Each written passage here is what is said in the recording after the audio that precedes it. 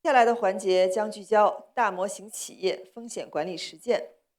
我们将首先邀请3位中外大模型公司的代表，每人进行5分钟的闪电演讲，之后再开始圆桌讨论的环节。首先，请允许我介绍第一位闪电演讲嘉宾Dan Hendrycks 博士。Dan Hendrycks，人工智能安全中心主任，XAI 和 Scale AI 安全顾问。拥有加州大学伯克利分校人工智能博士学位，他在深度学习和 AI 安全领域都做出过突出贡献，并出版《人工智能安全伦理与社会导论》教科书。Dr. Hendricks, it's great to have you again. The floor is yours.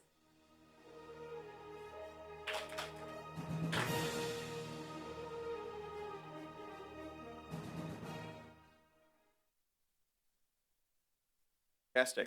Okay, hello. Glad to be here. So I'll speak about XAI's risk management policy or framework draft from earlier this year and adjustments that'll be made around the corner. So basically, there's plenty of evidence, and that we had it even last year, that the bio capabilities were getting very severe. So although people claim there wasn't evidence and tried sabotaging legislation on that basis, a lot of the AI companies were formulating their own risk management frameworks to be addressing these risks, and so I should like to speak about that.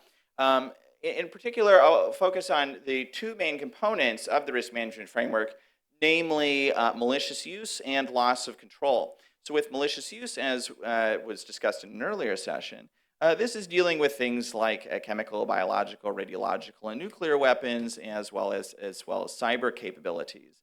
And for loss of control, there are risks we can mitigate with respect to deception, some types of bias in value systems, things like that, as well as containment. Although we don't get at all of these sorts of risks, which maybe I'll speak about somewhat on the panel with loss of control. So we are looking at primarily bio and cyber for malicious use. Why? Well, with bio, the barriers to entry are very low, as well as for cyber. And when trying to, meanwhile, for nuclear, the barriers to entry are much higher. And so you can't really constrict the capabilities of great powers that much. AI is not really amplifying those sorts of risks as much. So that's one reason why there's less of a focus on, for instance, nuclear. Separately, there are reasons to delegate that out to, for instance, the Department of Energy. So what we do here in the earlier version of the risk management framework is primarily look at what the capabilities are. The capabilities are basically already crossing thresholds of relevance and have been for a while, such that it's basically, say, around the time of the reasoning models, so when SB 1047 would have gone into effect, it would have been basically perfectly timed.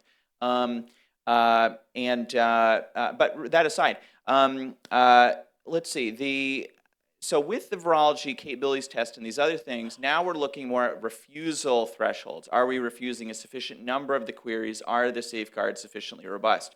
So policy is the threshold, is the model's capability crossing a threshold? It's instead, are our refusal mechanisms good enough? And you could have imagined those safeguards being actually implemented years ago, for instance. Even before the capabilities were in place, you didn't need to generate evidence and forestall creating incentives for AI companies to mitigate their risks or reduce exposure to risks until the risks are basically at a severe or high level, and then you start exploring what the mitigations are. You want to incentivize them before the fact. So a lot of the exposure to those risks actually, and a lot of these safeguards could have been made a long time ago. There's a variety of different mitigation measures. I had spoken about KYC or managed access being one of the main ways, in addition to turn off filters for these systems. Then there's loss of control. Basically, AI systems can lie. They can have misaligned values. And so we have a variety of measures for those. One, for instance, is the mask benchmark, where we're seeing our AI saying things that are different from their beliefs. So if you have an AI saying something that's totally ridiculous and factually incorrect, for instance, if it's saying that Paris is in Antarctica or something like that, or that's obviously incorrect. It knows better because it's so smart on all these other sorts of domains. So if in every other subject it's saying the correct, true thing, and when it's pressured to lie, if it's pressured to assert a falsehood, that is suggestive that it is saying something that it doesn't hold to be true in basically any other context, and we'll basically call that a lie. So we measure this sort of lying rate, and most of the AI models have very high rates of that. So these are some of the things we're doing in the risk management framework. Since the EU AI Act comes into effect very shortly, we shall update this, all of these changes over the past months very quickly to reflect the focus on refusal instead of capability for risk management, as well as add additional categories such as manipulation, as the EU AI Act asks for. So, so stay tuned. Hopefully in a week or so, you'll see some of the updates I was describing.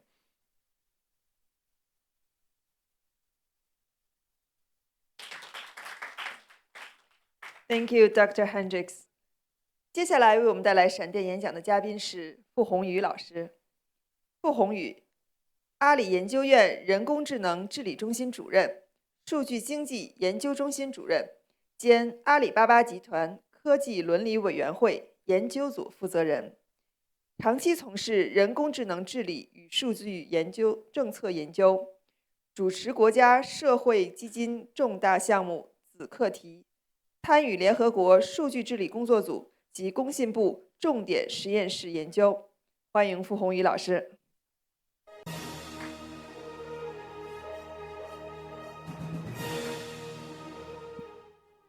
因为今天是一个国际化的论坛，所以这个主办方要求我照顾我们的这个国际的听众，所以我就用一段中文开场，然后我后面就用英文。So I'll be switching to English. I think a couple of speakers, distinguished speakers, just talk about our Chinese standard making process, as well as GPI and the U.S. requirements on the AI safety. So as a kind of international company based in China, we have our own understanding of how to make AI safe and responsible, and I'll be following on this track to talk about some of Alibaba's practice on AI safety.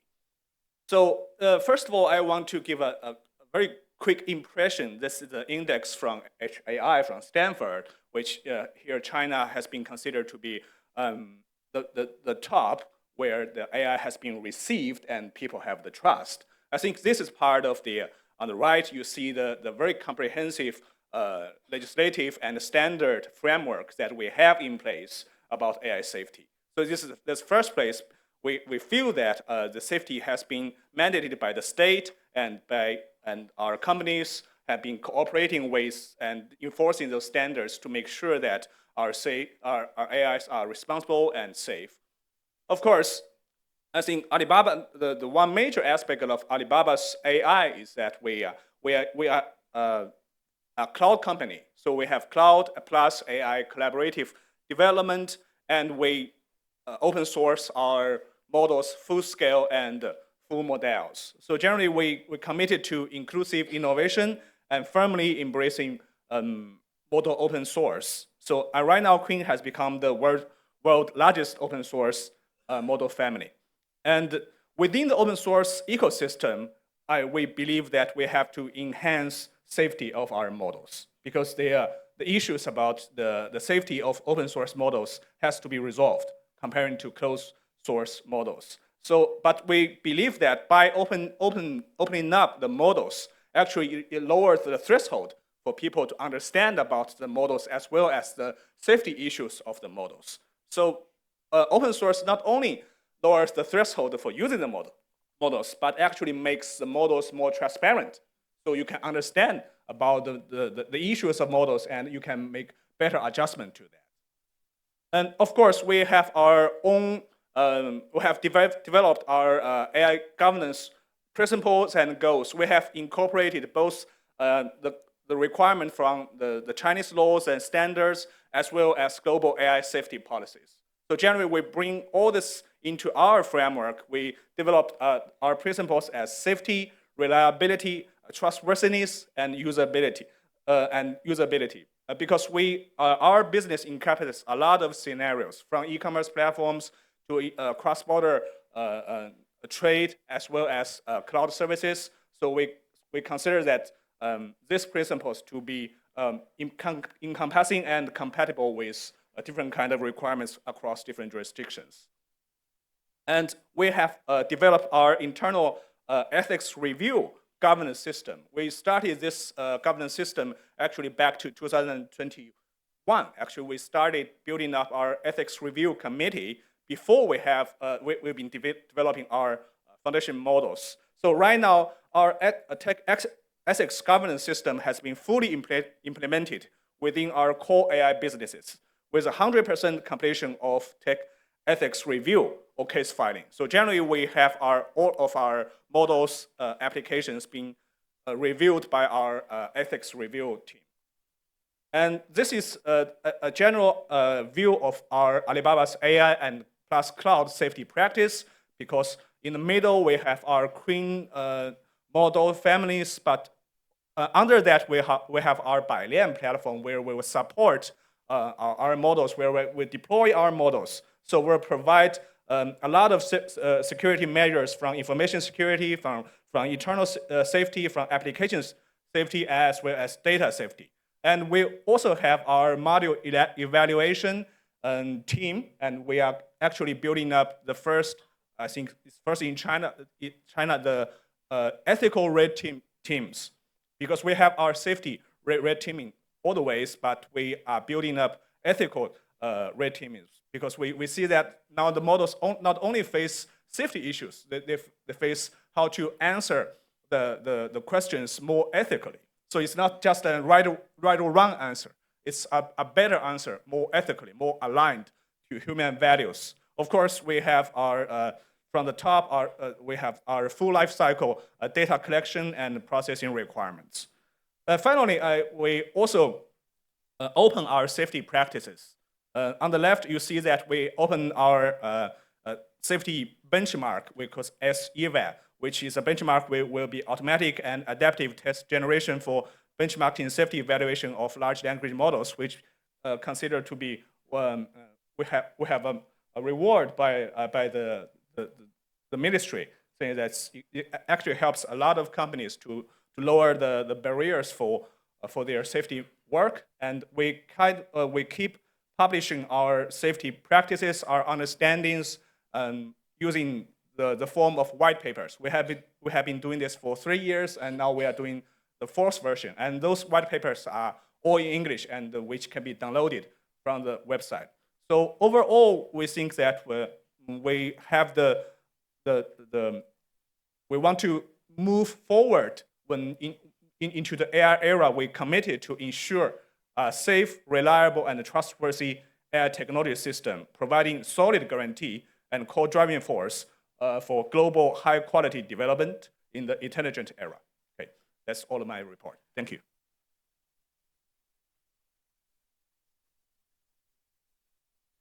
感谢傅老师的精彩发言。3位闪电演讲的嘉宾是包晨福老师。包晨福，百度杰出架构师，安全技术委员会主席，负责百度集团安全技术体系建设，重点关注人工智能安全技术的研究和应用，参与制定多项 AI 安全领域重要国家标准，并获得20余项国内外授权专利，担任中国人工智能产业联盟安全治理委员会副主任委员。让我们欢迎包老师上台。好，感谢这个安远 AI 的邀请啊，傅老师给我压力很大啊，但是我还是决定先用中文，一会儿再说啊。我呢可能是全场唯一一个来自于这个企业啊，同时又是从事系统和网络安全工作的。那今天呢，我就从我的视角来谈一下我们的这个 AI 的安全的体系建设。那从一个安全人，尤其是做系统安全人的视角来看，其实我是蛮焦虑的哈，因为现在的 AI 系统相比于传统系统，我觉得面临2大非常核心的安全挑战。那我其实做了很多年的这个传统的系统那传统系统它的安全性其实很明确比如说我们经常研究的这个漏洞和 bug 它其实一目了然，而且相应的这个方法，比如说程序分析模糊测试、形式化方法等等，这些都非常的成熟。但是当我们面对 AI 系统的时候，其实这些原来的方法基本上都无法去适用。那当然也有一些前沿研究在研究相关的一些比如说可解释性方法、可监控性方法等等当然这些方法呢，都还处于非常非常早期的探索阶段那整个的 AI 系统内在安全性目前也没有一个成熟的方法去保障。那第2个挑战就是对抗的存在进一步加剧了 AI 系统的安全的风险以往我们其实这个图基本上所有人可能都见过差不多10年了但是最近见到的越来越少。为什么？因为 AI 真的是从学术界从 paper 开始走向了现实。我们未来我们可能很少看到这个学术的这个图片了那说明这个 AI 的广泛应用在持续的提升攻击的价值我们都知道攻击的动机其实是很重要的。那第2个，从技术的手段来讲，那攻防的对抗手段也持续的升级上午那个周博文老师也提到了。那各种的安全的手段其实不断的被新型的攻击所攻破，那其实攻防它是存在一个天然的这个不对等性，那进一步加剧了这种安全的风险。那其实面对这种 AI 系统的，一方面是内在的这种安全隐患以及对抗的态势升级，那我们如何的去有效应对相关的风险呢？那我们安全里边有一句话，就是没有完美的安全。那我们做安全的，通常都是以体系化的工程思路来进行这个 AI 的安全建设。那我们会积极的和模型团队和我们的 AI 团队去协同大家去共同的去明确当前的现实风险。那我们以这个风险为导向呢，我们以系统治理的方式去建立一个安全的基线，同时我们通过持续的攻防对抗进行牵引提升我们的安全的水位。那最后呢，我们希望做到这种全生命周期的一个安全保障。那么我们具体来讲呢，做了4个大的比较主要的工作。那第1个呢，就是基线的安全我们会基于持续的对风险的一个持续的评估，然后通过我们的 AI DevSecOps 进行这个流程上的卡位，包括设立供应链模型、代码等等多个层面的一个安全的准入标准。那我们也会持续的投入模型安全以及代码安全相关的研究包括我们正在积极的研发如何利用大模型的技术去赋能代码相关的安全那这部分就时间关系不多介绍了。那第2个呢，就是纵深防御，这是安全里边非常重要的概念那我们除了在AI 的基线的基础之上，我们希望进一步提升它的安全的能力，尤其是提升它面对对抗攻击时候的安全的能力。所以我们研发了一系列的这个护栏的模型，包括针对模型层风险的护栏模型，以及针对系统层风险的防火墙模型，还有针对这种复杂未知风险的一些异常检测模型与这个传统的这个 AI 系统形成一套纵深防御的体系去实现能力之间的互补和协同。那第3个就是红蓝对抗。那安全的本质就是持续的动态的对抗。那我们也是建立了 AI 和安全专家的一个协同的团队通过共同的研发人工测试的方法，以及一些自动化的红队工具，比如说基于大模型的 fuzzing 的工具等等我们持续的去开展在真实风险场景下的攻防的对抗形成这样的攻防闭环。那最后一个呢，就是主动防御。那我们不仅需要做到对安全事件能够做及时的响应处置，更重要的是我们要知道谁正在用我们的模型，谁有可能在滥用我们的模型。所以我们要持续的投入在这个多维的安全画像的建立上我们通过账号、IP、设备、行为等等的维度进行综合的关联分析对于我们的所有的滥用的行为进行一个刻画。同时我们利用我们的 AI 威胁情报从全网实时的去抓取实时的智能分析，去分析可能存在的这个风险的情况从这种被动的响应再迈向主动的防御。那我们的一个特点就是我们的体系化的安全实践实际上是在整个通过安全的生态的合作，驱动了整个行业的一个发展。那我们也是积极投入到了这个国家相关的标准的建设当中我们也是参与了国家的这个标准，而且是在所有企业里边是排名第1。那我们也是参与了这个行业自律公约的发布。那还有一个特点就是我们还积极的把我们自己的实践赋能到产业啊，我们把我们的实践呢打造成了一个可复制的解决方案啊，提供给整个产业里边的很多个企业啊，目前已经服务了超过40家的这个企业，帮助他们建设自己的安全体系。啊，那最后呢一句话呢就是 AI 仰望星空啊，安全脚踏实地。AI 在很多人看来是魔法，但安全绝对不是啊，安全它需要的是非常持续的脚踏实地的工作啊，需要体系化的建设啊，才能护航 AI 向更高更远的天空去发展啊。谢谢大家。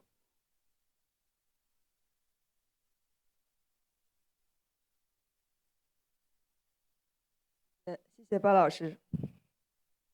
接下来我们进入到这个主题的圆桌讨论环节，请允许我介绍参加本场圆桌讨论的嘉宾，他们是 Rebecca Finlay， 人工智能伙伴关系组织首席执行官，美国科学促进会会士。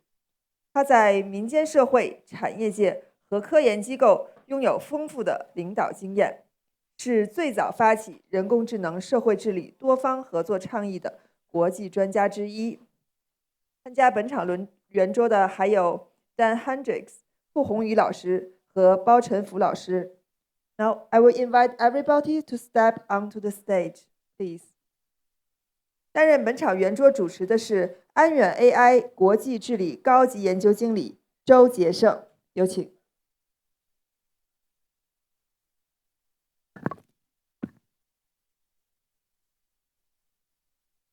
Welcome, everyone. Thanks so much to Mr. Fu, Dr. Hendrycks, and Mr. Bao for your enlightening presentations. It's great to see how companies are trying to develop these multi-layer defenses for potential AI risks. And we're also very thrilled to welcome Ms. Finlay with your expertise on industry best practices. So I think everyone here understands that AI developers play an important role in safety, given that you are the ones developing the technology. At the same time, some in the audience may wonder whether or not institutions that are motivated primarily by profit can ultimately make decisions around ensuring safety. And so we're going to explore some of those tensions today, starting from a more micro level of transparency. So many regard transparency as a critical aspect of AI safety, which helps governments, civil society, the public better understand what's going on and better understand how to deal with it. Maybe let's start with Ms. Finlay here. So the Partnership on AI recently wrote a report on transparency requirements for foundation models across various frameworks, including the US Executive Order, the EU AI Act, and the Seoul Commitments. In your view, what information about foundation models is it essential to have all AI companies disclose, and how do you think we can better harmonize that across different frameworks? Well, first of all, let me begin by saying thank you for having me here today. It's been a pleasure to listen to the talks. And by the way, I would strongly recommend that you read the report. It was written by some of the senior policy folks on the PAI team.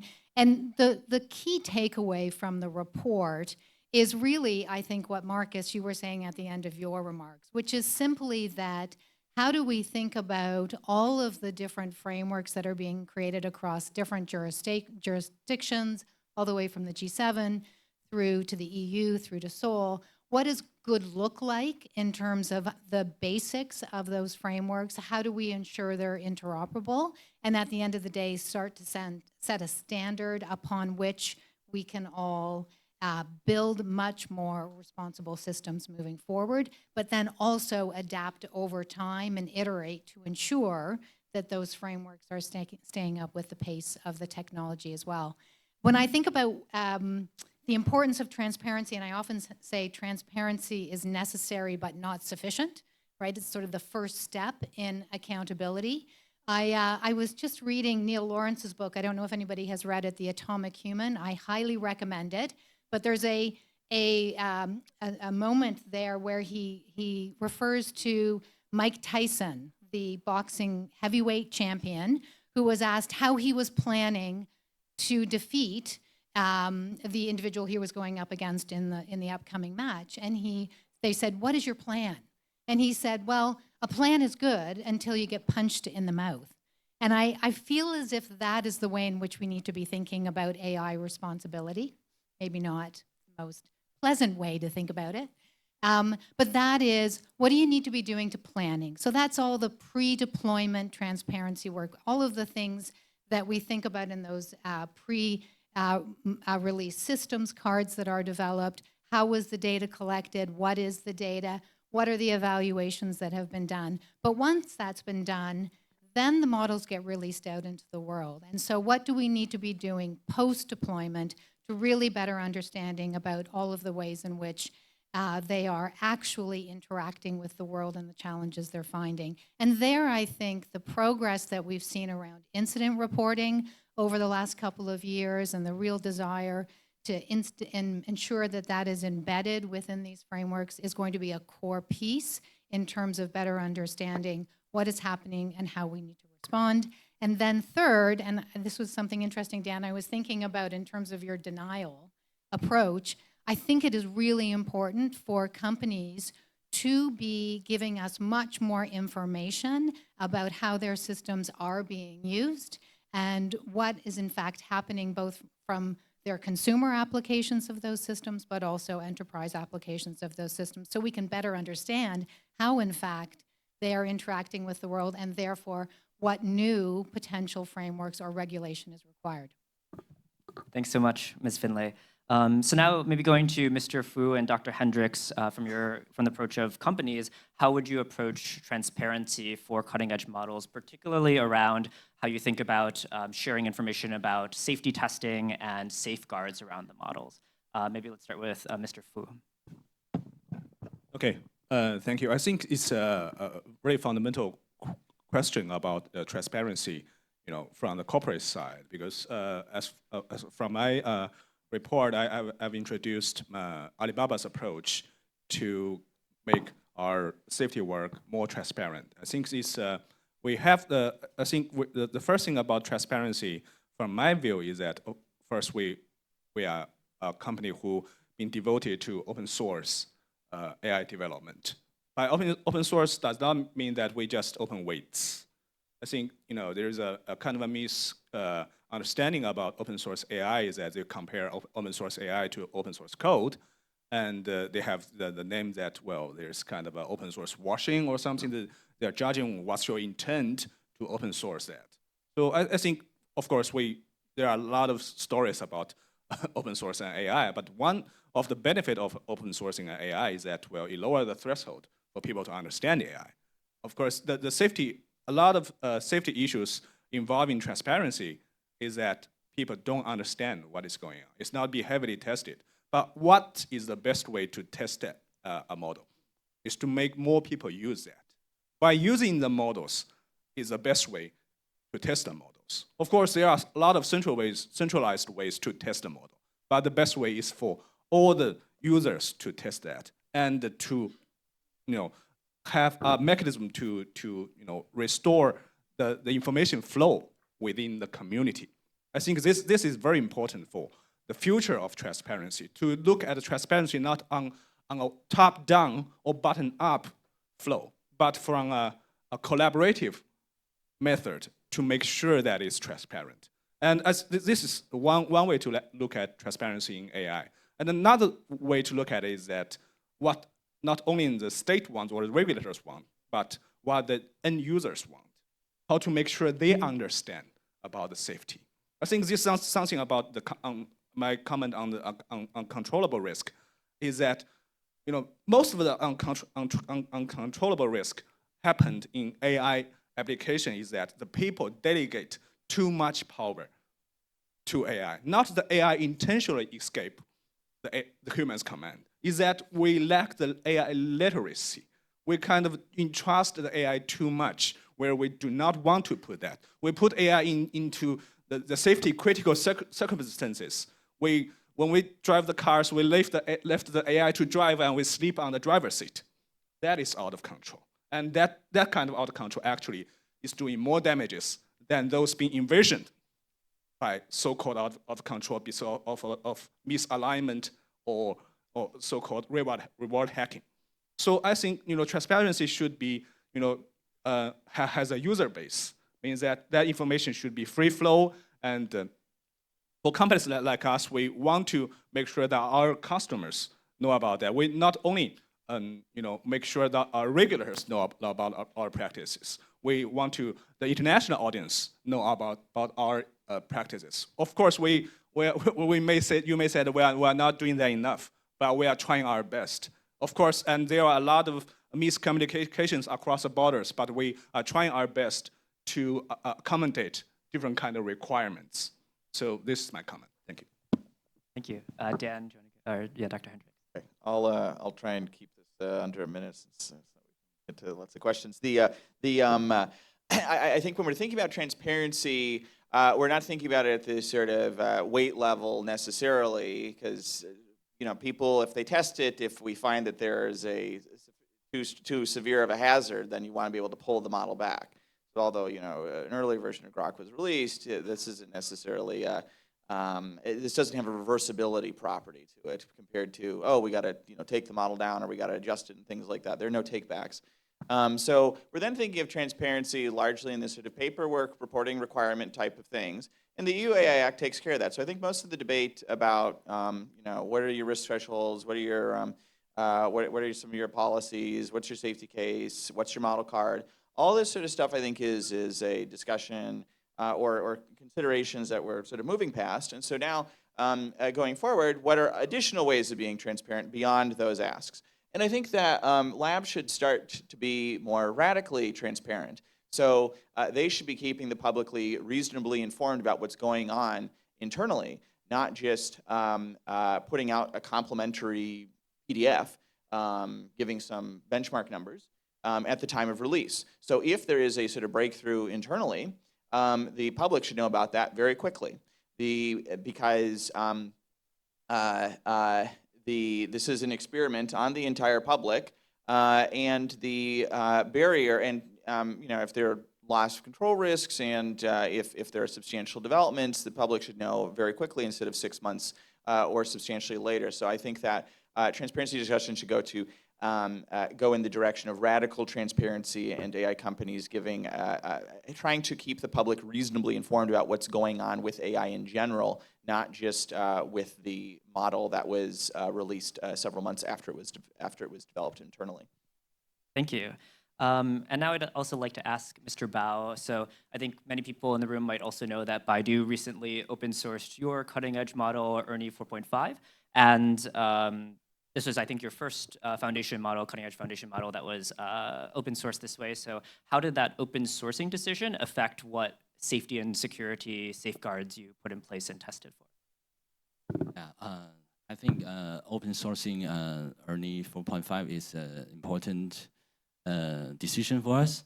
We believe that by open sourcing the model, we can bring more value to the AI community. Before we made this decision, I think we carefully weighed the potential benefit against the potential risks. We would only open source it, but if we would be sure that the value is much higher than the risk.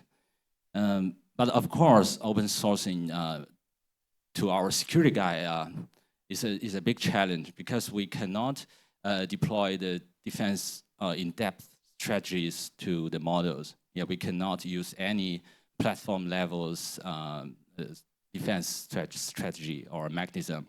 Yeah, so what we can do is to make the model as secure as possible. We during the development stage and before the release, we did a lot of security tests and red teamings on it, and try to cover all the risks we have known. And we also invite many external experts to cover some scenarios that we may not know. And also we benchmarked our models against some major existing open source models on the market. So we want to make sure our model has higher safety and security benchmarks than baselines than the similar models. Yeah, and also after the release, we continue monitoring the potential risks and misuse using our threat intelligence network, and to make sure there's, if there is a potential risk, we can quickly adjust our strategies in future releases, I think. So in general, our goal is to provide a secure enough model so everyone can benefit from the AI, and we are welcome feedback from the AI community. Thanks so much. Yeah, very interesting to hear about the transition. So now moving a bit to at the organizational level, I think maybe more foreign observers might not be familiar that China has this system of science and technology ethics reviews and science and technology committees, ethics committees within AI companies. I'd like to ask Mr. Bao and Mr. Fu to share a bit about how those committees work in practice in terms of their structure, decision-making, role within the company. Yeah, maybe Mr. Fu first. Okay, I think it's a very important practice to make sure that all our AI products are ethical. So it's because an ethical review requirement actually was promulgated by the Ministry of Science and Technology, but have been enforced by the MIIT, which is the supervisor of AI industry. But we have established our Science and Technology Review Board. Before that, we established the mechanism before it is being mandatorily required in China.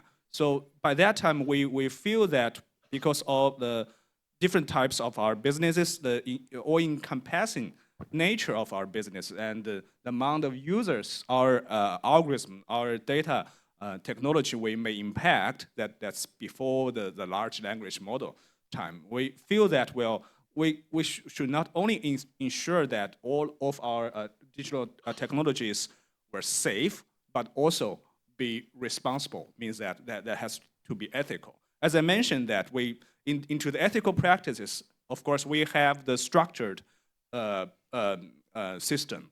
We have our ethics review board, which is led by the CTO, not is by, and we also have an external consulting board consisting of leading experts across different fields, like in public administration, in sociology, in psychology. And we feel that why we introduce external experts into ethics review is that as a company, we can have our safety benchmarks, but it's very difficult for us to have ethics benchmarks. Ethics are so encompassing into different part of the society, and most of the answers are not right or wrong. We have to choose the better answers, but our capacities, our expertise cannot encompass all these kind of scenarios. That's why we bring in a lot of external expertise into that. And of course, right now, as I mentioned, we cover 100% of our AI applications within our ethics review mechanism. Is there anything you would like to add, Mr. Bao, about how Baidu's science and technology ethics works? People may not know that Baidu, as a company, our mission is to use technology to make complex world simple. 中文就是用科技让复杂的世界更简单。Yeah. So we always think technology is a way to make everyone's life simpler and better. So ethics is always a big topic for us, but we need to make sure that from the execution level, it can keep us on the right way. So I think the committee is, I think, is a natural step for us. So this committee is started in 2023. We also have a lot of people from different domains, also including external experts, and also. We have people from our major product teams, and our chair is a senior executive, so that gives us a power to get things really done. Yeah, and so because we have many people from product team, so we can help them to address some ethics issues and questions in the development stage and design stage. And actually, we helped many of our products, including our Qianfan large model platform and other AI products to get the certificate of the ISO 42001 AI management. Yes, that includes the ethics part. Yeah, and we also give training to all of our staff. Yeah, and we host a knowledge base that there are many ethics answers to in case there are any questions. Yeah, so I think in Baidu, this is the community it's like a compass, yes, to keep us always on the right track. And yeah, and I think we can build technologies always fit our company's missions and values, I think. Thank you. Thank you both. Yeah, it's very interesting to hear more about these processes. So maybe now going back to Ms. Finlay about, from your experience and talking with lots of different companies, what sorts of organizational management practices or company internal governance structures do you feel work well and don't when it comes to safety and deployment decisions for AI? Well, we've just heard a lot of great examples of organizational processes that are in place. So I don't want to repeat that, because we always talk about the importance of having, yes, all of the technology and technical components right, but also making sure that you have the organizational and operational components right. And that means board engagement and board oversight, public disclosure and reporting. And so it's great to hear a number of the initiatives that are underway. I think I'll just add one point. And I was thinking about this yesterday when we were listening to Jeffrey Hinton speak. When I first came to know Jeff and his work, it was really outside of the norm. I mean, the story, right, of neural networks and deep learning was the reality that they couldn't get their papers published in the AI conferences of that time because it was not considered to have any academic or scientific merit and could not contribution to what was considered to be the leading edge. Well, now, of course, what is the dogma? Well, the dogma is deep learning, machine learning, reinforcement learning when we think about these things. So it really brought to mind for me the need for every organization to be, one, yes, continuously learning, but constantly looking for those very divergent and diverse perspectives that you just don't want to hear, but you need to hear in order to improve and to make sure that the work that you're doing continues to adapt and evolve as you go. I think a lot about all of the individuals here who are just starting their careers. Those are the people we need to be listening to as we think about how do we build this AI technology that really works for the next generation. So a lot of people in the audience, then some pressure for you. Now, Dan, Dan, do you have any thoughts on what some limitations might be of existing corporate risk management structures when it comes to AI safety? Yeah, sure. I'd like to also partly respond to the thing said. There's a challenge with ethics because it's very gray. There's some there isn't high consensus for it, and that's a problem. What we found is that using concepts from law that aren't necessarily law, but concepts from law are a good basis for drawing the line and handling many different corner cases. So for instance, for harm, harmfulness is a little vague. You know, is it no harm at all? You know, if it suggests the wrong medication, should it never then suggest any medications or anything like that? You know, if it makes an incorrect decision, that causes harm. So a standard could be, at least in U.S. law and a lot of tort law, is something like reasonable care. Do not be foreseeably causing harm of the sort that will wind you up in a civil court. And that seems like a good way. So it's not saying there should be no harm. It's basically, is it beyond is it foreseeable or more likely than that? And is it the sort of harm that winds you up in court? That's at least one place to be drawing the line, and maybe you want it to even be stricter than that. And for for alignment, what could alignment be? Well, there's a legal analog of fiduciary duties. We have fiduciaries like accountants and financial advisors and doctors and things like that, and they're to be acting on your behalf.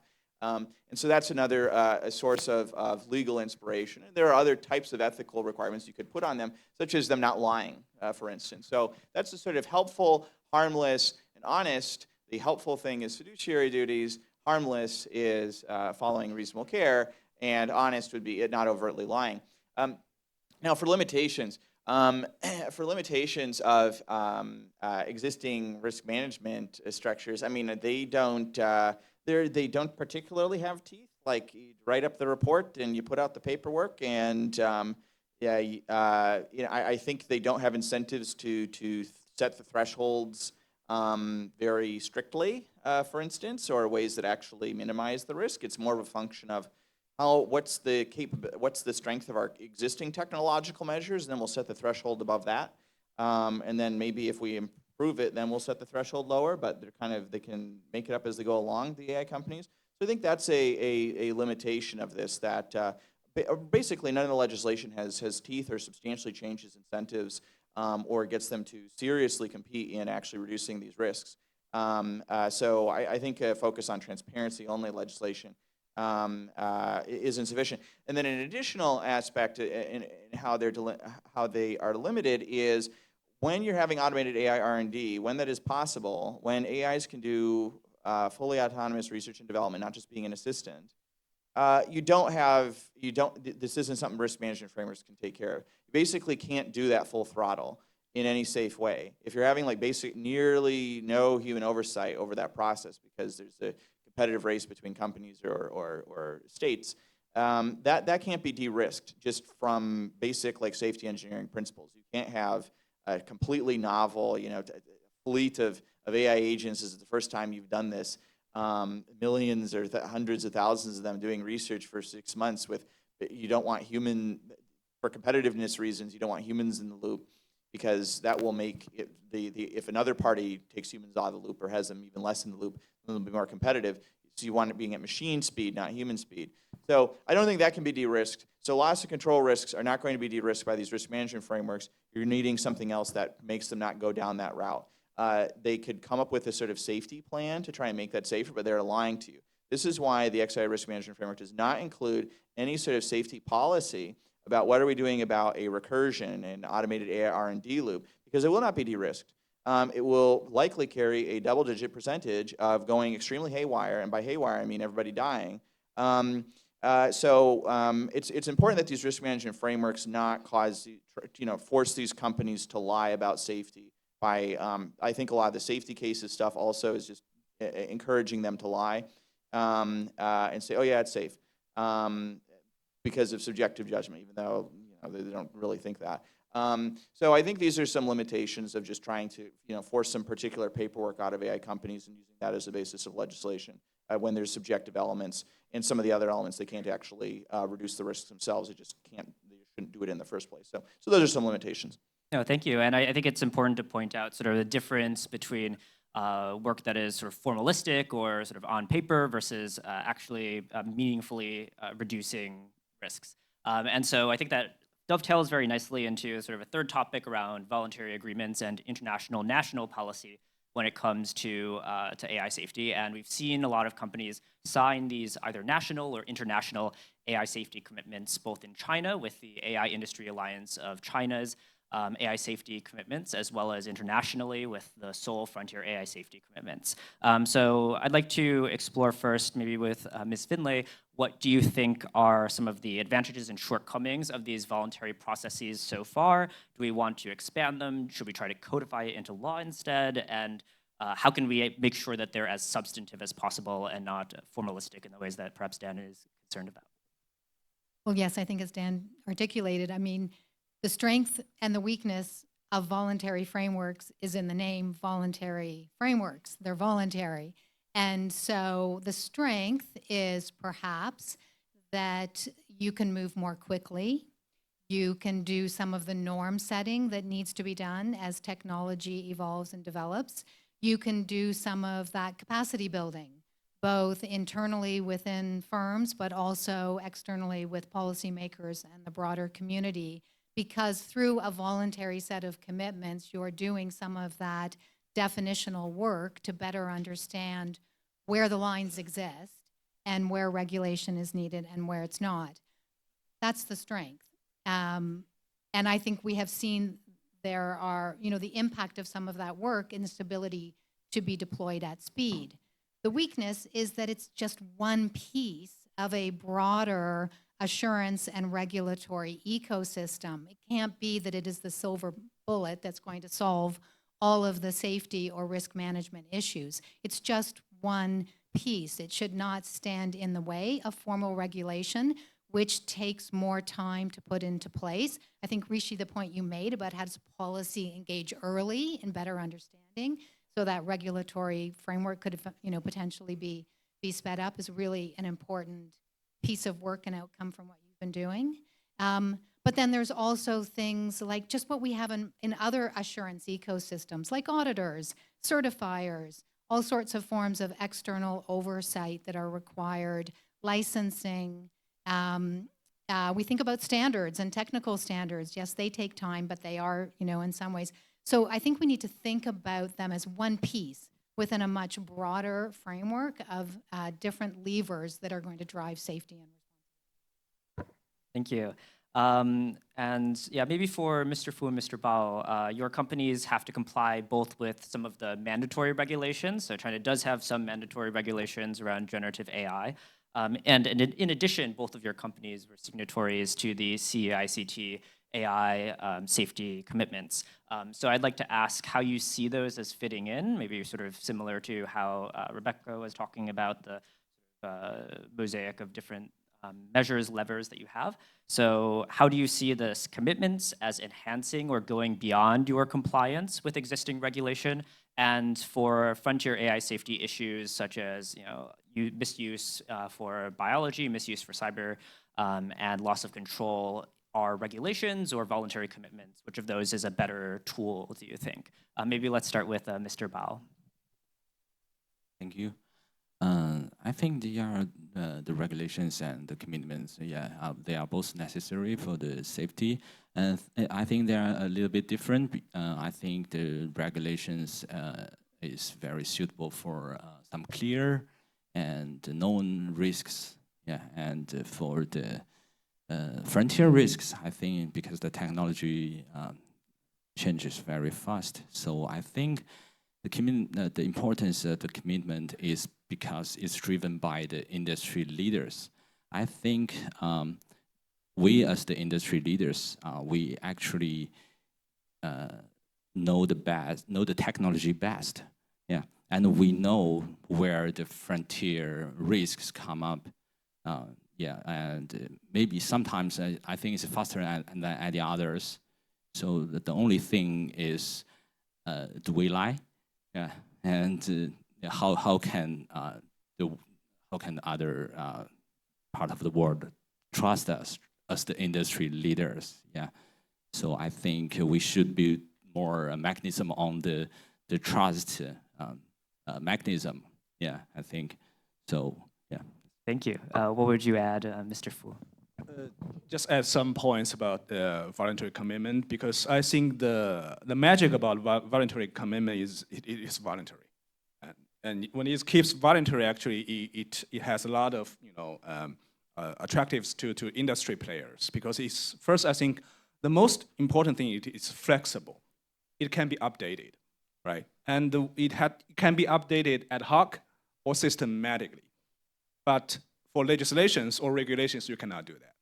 Once it becomes mandatory, the process of changing a mandatory requirements encompasses a lot of struggle. And that kind of creates a lot of disorientation between the industry needs, what the public needs, and the regulation. So voluntary commitment actually serves as a buffer between this what the industry wants, what the public needs, and what the regulators are looking at. So in one of my theories, I would say that in AI governance, we are facing a state where we have so-called common ignorance. Means that it's not about information asymmetry between the regulators and the companies being regulated. Even we being transparent, we open up everything. We still don't know what is in the future. We still don't have the idea how to deal with this kind of risks. So I think voluntary commitment or any kind of you can call it kind of a voluntary participation or any kind of mechanism which can bring us together, align all the interests of the industry or the public and the regulators to facing those challenges. I think they will be welcome. So that's my first point. And second point about voluntary commitment, right now I think especially during this conference, is we see that our understandings about safety and our need to make AI safer are converging across the borders. So, back to last year, we have a lot of disagreement, but right now we see more agreement from China, from our foreign guests. We understand that we have to do that, but still we have to find a way to navigate through the fog, the uncharted waters. It's not one way will be better. It's just that we have to collaborate.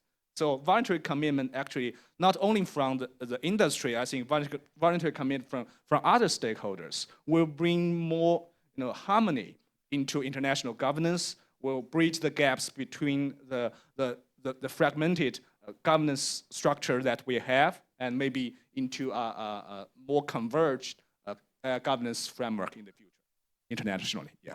Thanks so much. No, I totally agree, and I think it is clear from this panel that there actually is a lot of agreement across borders around the role and the benefits and sort of areas to be improved upon for voluntary commitments. Maybe in this section, the last question for Dr. Hendrycks is, so we have the EU AI Act, which is going to affect a lot of companies around the world. We have existing voluntary commitments. Where would you like to see these sort of AI safety, national, international measures go next? Well, so I mentioned radical transparency earlier. So that could look like them having a public dashboard where that's updated, say, every 2 weeks, where you see the performance of their best internal models on various measures, so that there is a very small lag time of what's happening and or what's happening internally and what the public is aware of. This is because AI will be the most interesting and important topic to society during this decade, and so I think we should be moving in the direction of people knowing what's going on as it's happening. And I think there should be additional requirements of AI developers to do things like have better model containment measures when they're more agential. Some of them might get loose, or some people might try and maliciously use them or instruct them to do bad things. So I think that there needs to be a substantial increase in containment. Just as you have for animals, you put them in cages. You have, tigers go in cages naturally. You have AI agents that can do cyber offensive stuff that can destroy critical infrastructure and make bioweapons.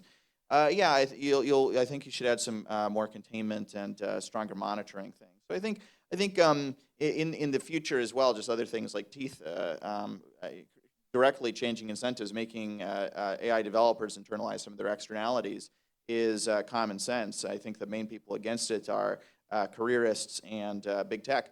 But the right and the left populists, for instance, all think that's very obvious and sensible that AI developers should have some responsibility for developing safeguards that are more robust. So I think in the direction of radical transparency and more containment and liability clarification, those all seem useful ways. That still doesn't get at, for instance, that automated AI research and development issue that I mentioned, though, which these AI companies will be pressured to pursue, and they might try and do that in a full throttle way with almost no human oversight, lest it reduce their competitiveness. That's a different problem. I don't know if that's as regulatory. That is more of a US-China coordination challenge. So I wrote about that in Superintelligence Strategy with Eric Schmidt and the former Google CEO and Alex Wang, the head of AI at Meta, for how the US and China could potentially coordinate and verify that they're not proceeding to fully automate AI R&D with minimal human oversight.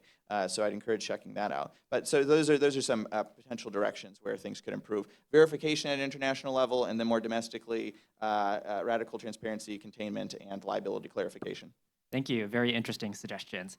So we just have a little bit of time left. Maybe let's just go around 30 to 60 seconds. What is one thing that you have learned from other companies or from maybe industry at large about how to improve how you or your organization can do better on AI safety. So maybe let's start first with Mr. Fu. Okay, so during this conference, actually, we talk a lot about AI safety. I think, right now, I think the governance of AI actually is, we have changed, a theory on that. Actually, we are facing a complex system. I think that's something that we are facing. So we talk a lot about rule-based policies being incompatible with this kind of system. So I think in the future, I think all the stakeholders should come together and understand this complex system of AI, the technology itself, the development of technology, and the application into society. And the application will be a complex system as well. So I think I really is calling for more participation, not only to the technology itself, but to the applications and using complex system theory as a foundation for future governance. Thank you. Mr. Bao? I think the AI industry should take a more important or a leader role in the future AI safety. So I would like to see the AI companies, these AI industry leaders, that does not just have agreement. We should have more realistic, real collaboration. Yeah, agreement is easy, but collaboration is hard. And recently, I've read a paper from many industry leaders like Google, OpenAI, Anthropic. Yeah, and then is also in the author list is about how to monitor the COT, yeah, to enhance the AI safety. I think it's a very good start, and that really impressed me. And I look forward to have some collaborations like with Alibaba. Maybe we can co-author a paper in the future. That will be interesting and exciting. Yeah, thank you. Excellent. Dr. Hendrycks. I don't have as much left to say. I think most of the ways of making AI companies behave well will be through legislative and regulatory levels as opposed to voluntary commitments. The voluntary commitments were largely violated or very half-heartedly carried out earlier, so I think it's not a mechanism to rest much on compared to things with teeth. So I think that should be the primary focus. And I think there's safety is very complicated. There's open source debate. There's the geopolitics, et cetera. So I guess maybe I'll just do a generic upsell of. I guess a lot of my views on all these sorts of issues are expressed in that superintelligence strategy, and it very much emphasizes that. I think during this year or so is when we should be trying to create some real effort for the U.S. and China to have more discussions on standard setting and try and mitigate risks that are in their shared interests, the malicious use risks, the loss of control risks, destabilizing AI R&D, automated AI R&D risks. These are all things that we need to get ahead of because the trajectory of AI is so fast. So thank you for having me here and listening to some of these remarks. And Ms. Finlay. Well, as the leader of a nonprofit organization with a charitable mission to ensure that we're developing AI in the public interest, it is heartening to hear 3 corporate leaders who are so adamant about AI safety and the desire to work together. And I would just say, yes, and you need to come around the table with academics, with scientists, and with members of civil society and the broader public to really set the terms and make sure that together we are struggling with the really hard problems and questions that are going to advance this technology for the benefit of everyone. Well, thank you, Ms. Finlay, and everyone else for both your answers to the questions today and also for all the hard work that you all are doing to make sure that AI systems are safe and, well, good to use. Thanks so much. Put our hands together for the panelists today.